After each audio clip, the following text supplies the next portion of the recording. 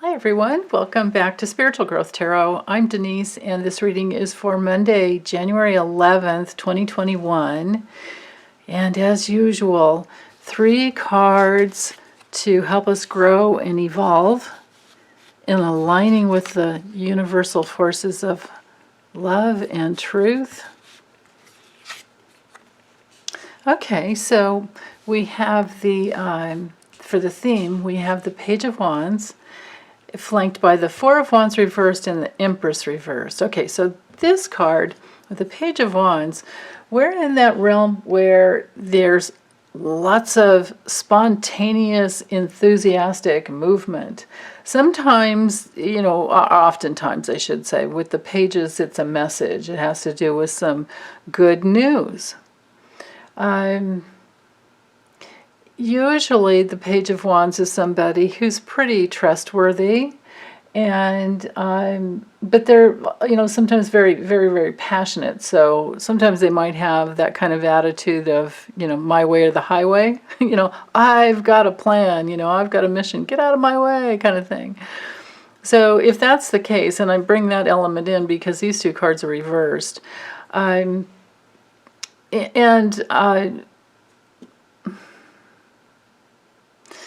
yeah, with the Four of Wands reversed, that takes me back to the Three of Wands as needing, something. There's something there to explore. Now, if we did go through, well, let me touch into the Four of Wands reversed, first, so that it doesn't get too confusing. This can be arguments, and it can even be somebody moving out of your home, or you moving away from your home, or just some type of like conflicts and communication problems at home. It could be somebody who has spontaneously showed up at your doorstep and you don't want them there. And I say that because the Three of Wands, which would be the card to explore, when you're in a reversed position. I often go to the card before it to look for clues, like why is this reversed? Because, of the sequential order in the tarot. So when you're in the Three of Wands, this is somebody who's responsible, somebody who's trying to accomplish something, and, they have a lot of energy. We're still in the Wands here. And it's all about cooperation.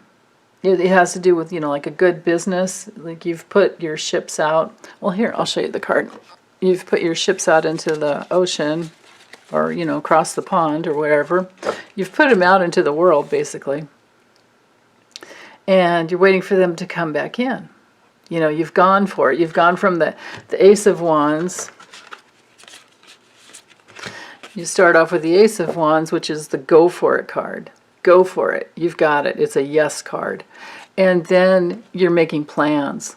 But you haven't really put them out there yet, but the world is, there for you. And you know that you can do it. And then here, you've done it and you're waiting for, for it to come back to you. But because we've got the Four of Wands reversed, something's not working out. Something is challenging.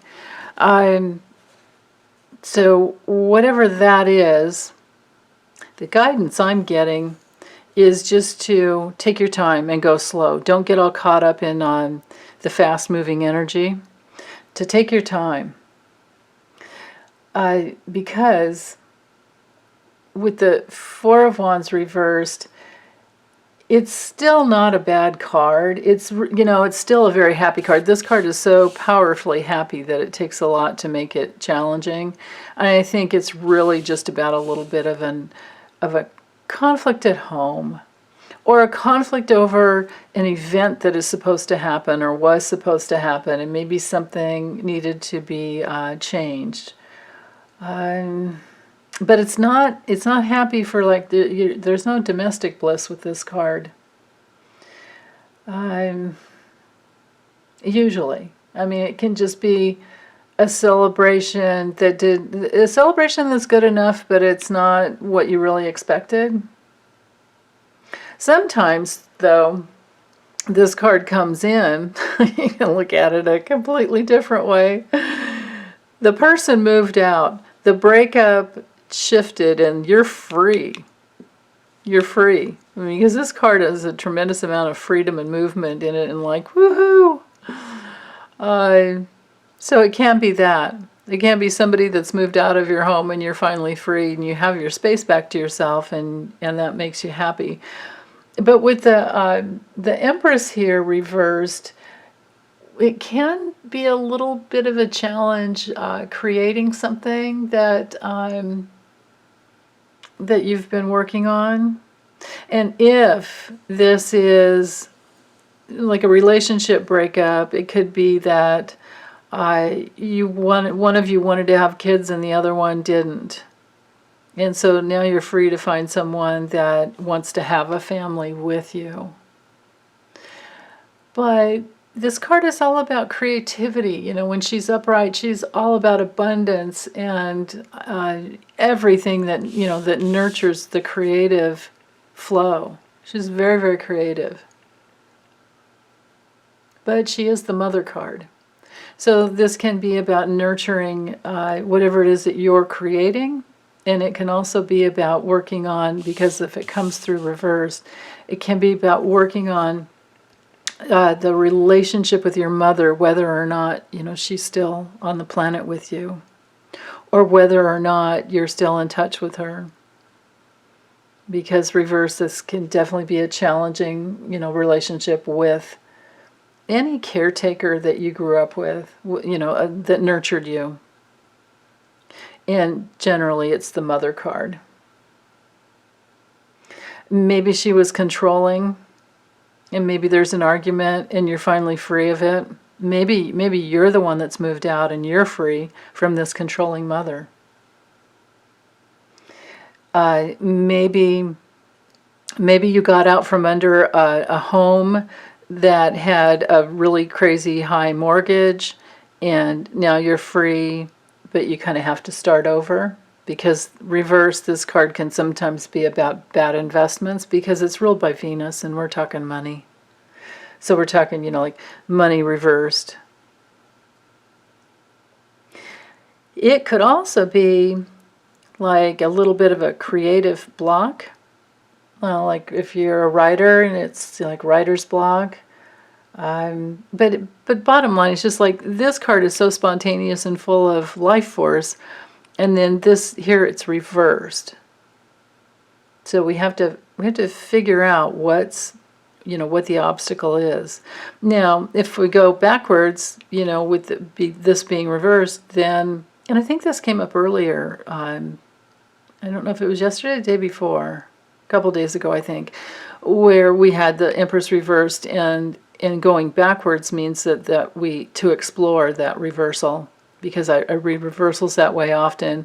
When a reversal comes in, I explore the card before it, which would be the High Priestess, which would be your connection to your intuition and your higher self.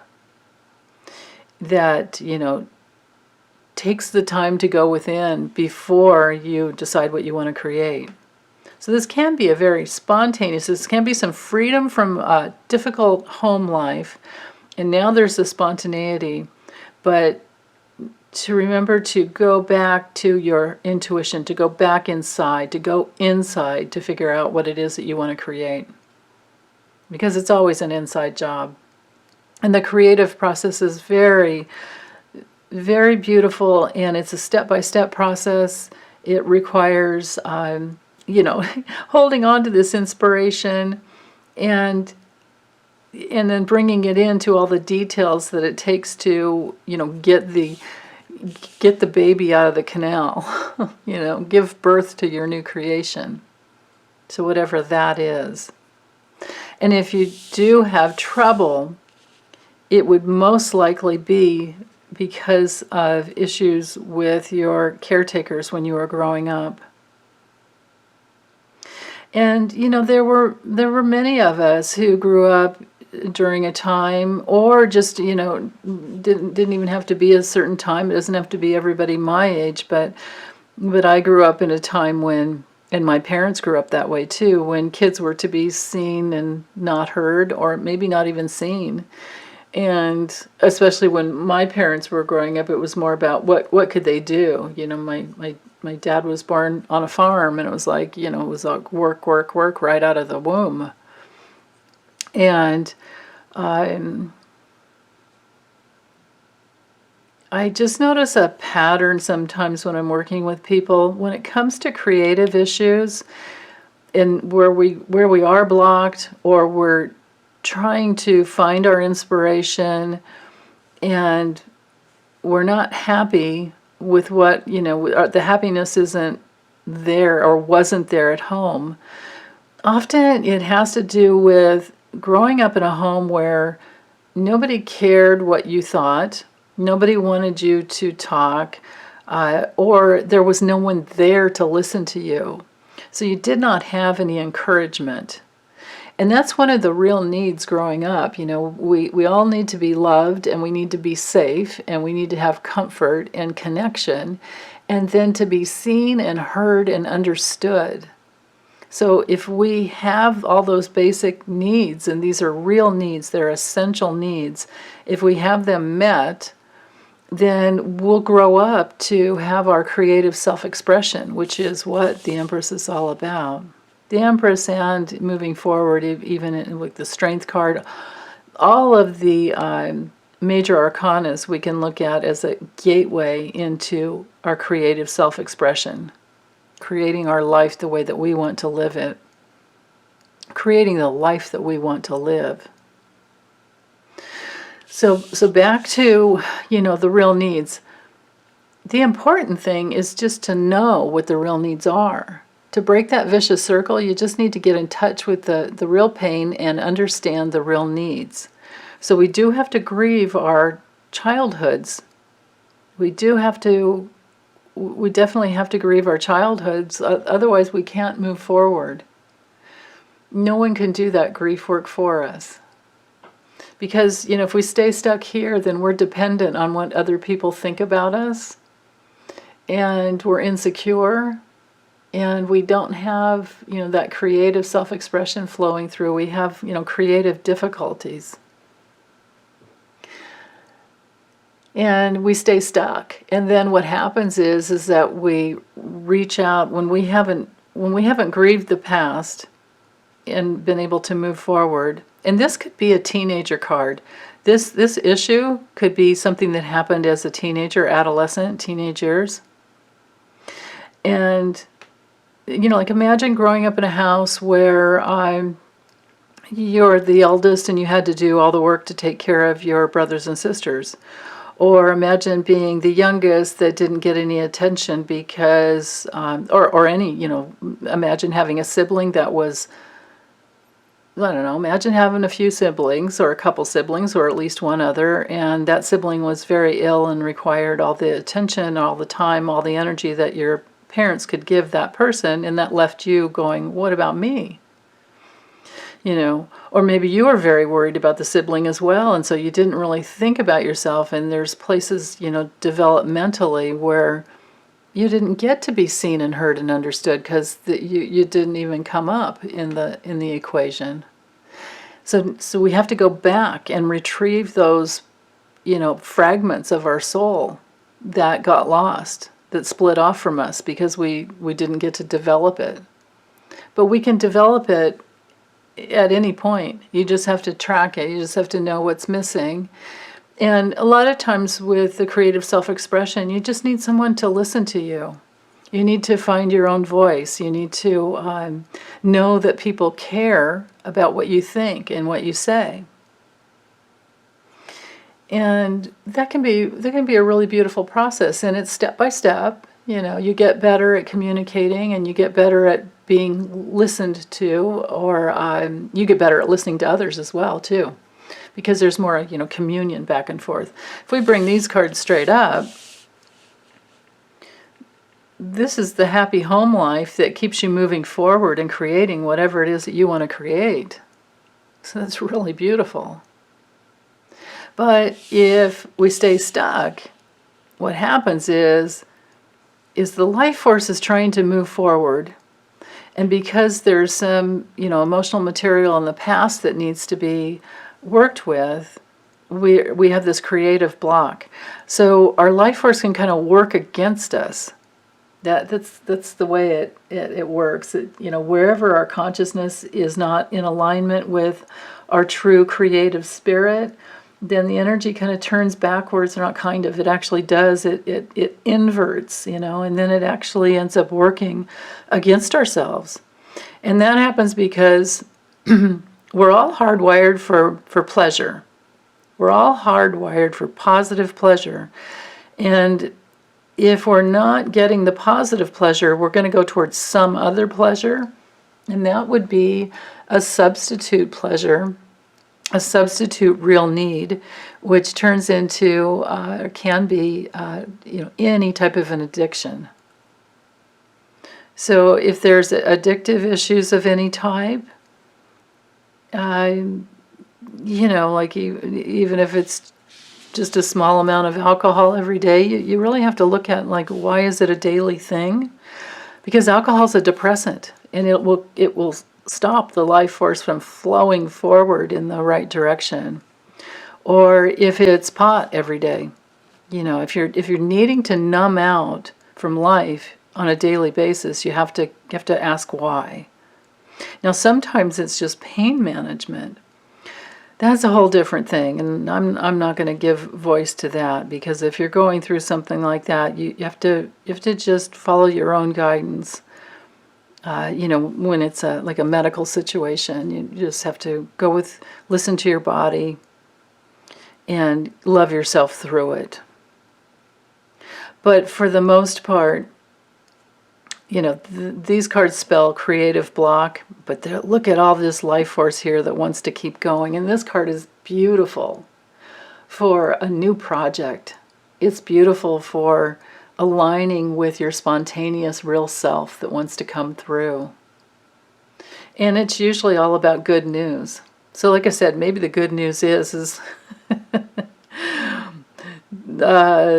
the awful mother-in-law moved out, or your mom's decided to go back home and be in her own place, and you're free. That may be that. This card is very, very powerful. It's very exciting and optimistic. I mean, just look at that. It's putting yourself out into the universe.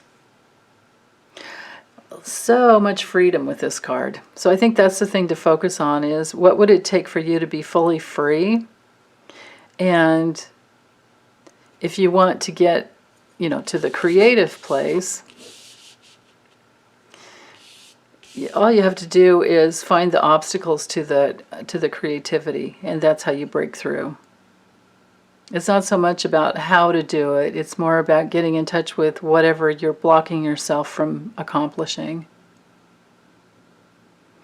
So, okay, I think that's it. I'm not getting anything else. So with that, I'll say goodbye and wish everyone well and take good care. Okay, see you later.